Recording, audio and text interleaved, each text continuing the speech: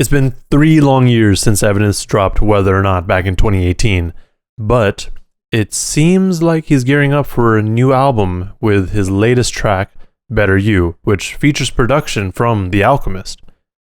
Seeing as it's been so long since we've heard new Evidence, it's only right that we go bar for bar and break down these lyrics. So the track starts off with a chorus. Get it's what I better do, true I'ma set it too, never picked a better day to be a better you. I got a crew, other solo when they're rolling. My story's like a mystery and this'll be my moment. The main thing to get from the chorus to me is never picked a better day to be a better you. What that means to me is today is the best day to be a better you. Better yourself in some way. And that's something that I'm going to try to focus on throughout this track. Like, how does that come into play? If you want to be a better you, you have to make choices to do so. Any day you decide to be a better you is the best day to do so. But why not make it today? There's never a better day to be a better you. And then him saying, I got a crew, other solo when they're rolling. The only thing that came to mind for me was Dilated Peoples. But I don't know what else he could be referencing there. His story's like a mystery. This will be his moment. That, to me, makes it sound like this could be an intro track to the album. It makes it sound like we're going to be getting a little bit more information about Evidence throughout this album. Like we're going to learn more about him. This then goes into the first verse. Found the hardest truth in life is that the truth ain't told. Find myself between the lines of what I write and ain't fold. I'm a problem child. Face a lot of karma waiting. Oftentimes, we don't know the whole truth. We only know bits and pieces of the truth, or what people tell us is their truth. So someone can tell you what they feel is the truth, but that might not be the correct information. People in general will try to voice their opinions more so than stating facts. So they'll say something and be like, yeah, this is the way, but no, it's also, there's also other things behind it.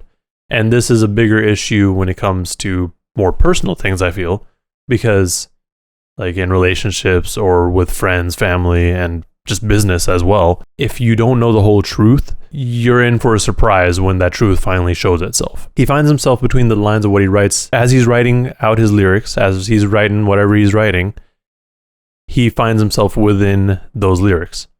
And not necessarily in those exact words, but in between the words and the metaphors. I mean, rap is full of metaphors. So him putting these words out might not be straightforward to most of us as we're looking at it, but if we look, like he's saying, between the lines, we'll be able to get a better picture of what he's trying to say. I'm a problem child, faced a lot of karma waiting. It just sounds like in his younger days, he was a problem child, so he has a lot of karma waiting for him when he gets older. This bit could also be important because if we're to go with never picked a better day to be a better you being something that he's saying to himself or someone telling him, this could be back in his earlier days when he was younger, and him saying he's a problem child could further that. Killing the drama that could harbor Satan, saying nothing to me, so I'm truly unapologetic. First I get a little sound, then I start to set it. He's getting rid of any sort of drama that could harbor bad feelings or ill will toward another person. It's not literally Satan. Like, you're not going to harbor Satan from people who are looking for him. He's using Satan as like an analogy to negative feelings or negative things. And by him saying he's killing this drama, it sounds like maybe he's getting all the truth on the table because he knows that the hardest truth is that the truth ain't told. So if he puts everything out on the table, no one should feel bad. He's just telling the truth. Everything's out on the table, right? And if you're not saying anything to him, like, about it, he has nothing to be sorry for. And even if you say something to him about it, like, he put everything out there. So why does he have to apologize? First I get a little sound, then I start to set it. He's talking about music, maybe? Like, the little sound could be something that's triggering him to think of a new beat because he is also a producer. Or maybe that's like he has a beat in his mind and he is following that to create a rhyme pattern. Maybe. Because, I mean, if he hears a little sound and then he starts to set it, like, he's going off of that sound and creating something. Still an up-and-comer, playing to the rhythm of the drummer, Dumb and Dumber. In the trunk we got another summer. This line, still an up-and-comer, makes it again sound like this is his younger days. Because at this point, evidence has been around for a minute, so I wouldn't consider him an up-and-comer, unless he's trying to say that he wants to be the best. Because on Whether or Not, I forgot exactly which track, he said something along the lines of Rhyme Singer number 3, I'm the slug in Ali. So he's putting himself in that third position, and maybe he wants to get up to Slug's level, at least, or surpass him. But if we're going with the evidence from the younger days, he's still an up-and-comer, playing to the rhythm of the drummer. But that's Dumb and Dumber. So what that means is that he's still learning, but he's following someone. He is not creating anything on his own necessarily. He's going to the beat of someone else's drum rather than his own drum. And he's realized that that's kind of dumb. I got the funk from the California coastline, from a place that I'm hanging up the haze from a clothesline. I'm like a ghost when I post before showtime. Adios, make a toast, and then I close mine. He got that funk from the California coastline is in reference to Venice. That's where he lives. Him saying he got that funk, I mean, I believe he grew up around that area as well, in SoCal in general, during the G-Funk era. And he's from the place that he's hanging up the haze from a clothesline. So he could be talking about weed, or he could just be talking about how it's just hella foggy out there. I mean, if you've seen pictures of Venice from Evidence, because he's also a photographer, you see that it's often foggy. Like, it's not always bright and sunny like everyone tries to make it out to be. He's a ghost when he posts before showtime. He disappears and just kind of posts things on his own. Like, before showtime, you won't find him. Adios, make a toast, and then I close mine. I don't know what he means by that. Making a toast, I mean, that's, you're toasting to someone. You're congratulating them. You're making a speech for them. But then he closed mine. I don't know what he means by that. This then goes into the chorus again, which is the same, and then the second verse. If the world turns their back, then I'm up against the wall. I ain't falling, I follow the call. I hear voices, I make choices, decide outcomes. I guess he's saying if the world turns their back on him, then he's up against the wall. So in this sense, maybe he was still kind of following, and then everyone's like, nah. And then all that he has left is, he's between two walls, essentially. He's between the backs, which are everyone who turned their backs on him, and the wall. But it's also kind of a play on having your back up against the wall. Not entirely sure where he was going with that, though. But he goes, I ain't falling, I follow the call. I hear voices and make choices, decide outcomes. When people turn their back on him, he's not going to let that affect him. He's not going to fall. He's going to follow these voices that are calling to him. And based on those voices, he's going to make choices and decide outcomes. These voices, again, could be the voices in his head, talking whatever he needs to do, or just other voices that are suggesting things to him or trying to help him out. And with those voices, he makes choices based on what they have to say, and those choices will decide outcomes. Things I say about me, people think about them. I'm out for nothing new. The sun already made it all. I played the wall long enough. The things that he says in his rhymes about himself, people think is about them. This could be people looking way too deep into his lyrics and think that they're trying to diss him. I believe there was like a mini beef with him and Eminem back in the day. It could also just be that these things that he's saying about himself, people thinks about them, in the sense that things that he mentions or things that he brings up, people relate to and think it's about them. It's not necessarily that they think that Evidence is writing about them, but they connect with it in a way that they make it feel like it's about them. He played the wall long enough. To me, that sounds like he was playing like wall ball or catch with himself, or, if you played any sort of sports with a ball that you need to be able to like throw and catch, you would oftentimes play wall ball to practice. I mean, I know I played lacrosse, and that's how I would practice my passing and throwing and catching. It's hard to say it all, simply to state it best. I've been tested. A couple left their marks, a couple left impressions. It's hard for him to put everything out there and like explain everything, because sometimes, like, no matter what it is, it's not easy to fully explain something, like whatever it may be. But it's simply best to just state it. So what that means to me is that whatever he's trying to say, it's hard for him to say, but it's best for him to just say it and leave it at that. Like, don't try to sugarcoat it. Don't try to make it sound nice. Just say it. And he's been tested by people in the music industry, people in his life, and those tests have left marks and impressions, both of which he can look back on and reflect and change as necessary. Because again, he's trying to be a better person, or he's trying to be a better you. Again, assuming that we are to take that better you bit and apply it to the entirety of this track. I hit the session at the top of the morn. My chord progressions go directions that are not for the norm. I like to do old tricks and be about it, not doubted. He went to the studio. This is a studio session. His chord progressions go just kind of wildly, and it's not for normal people. And I think the norm here is just kind of general, like more casual rap listeners whose favorite artists aren't necessarily these people who go on wacky beats. Wacky in a good way, by the way. He likes to do old tricks and be about it, but never doubt it. He does these things that he's been doing for a long time because it's comfortable for him, but he also enjoys doing it. But he also doesn't want to be doubted. But also it could be that when he does these tricks, people don't doubt him. Like, people know that it's going to be dope.